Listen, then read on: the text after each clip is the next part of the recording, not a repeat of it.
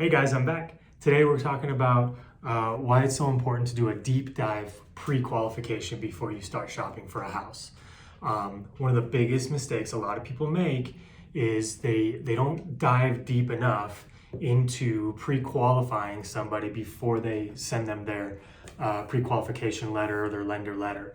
And that can be a huge mistake for multiple reasons. One, surprises.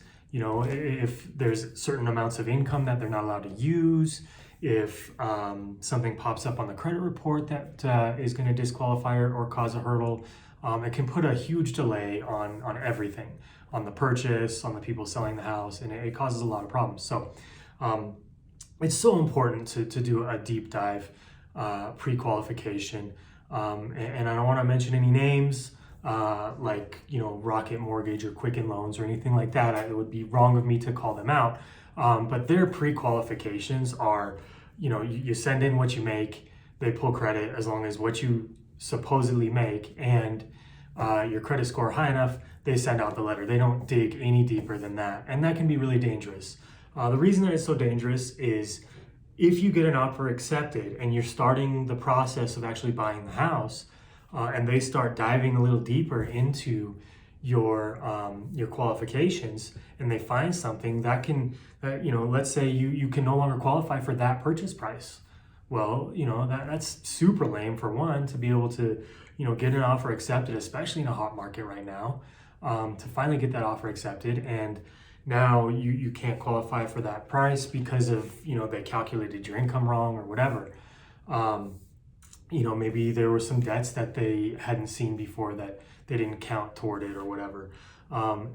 More importantly though, it's going to affect you as the individual because you could potentially lose your appraisal fees.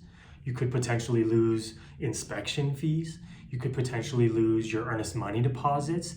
And, you know, that's no small amount. We're talking thousands of dollars that are on the line if you can't close on that home or that offer that's been accepted. And that's not a mistake that anybody wants to make. So definitely make sure that, you know, whether it's me or a different lender, make sure that they are really diving in deep. It might take a little bit longer to get you that pre-qualification letter, and you might have to, you know, delay your shopping, you know, for a little longer.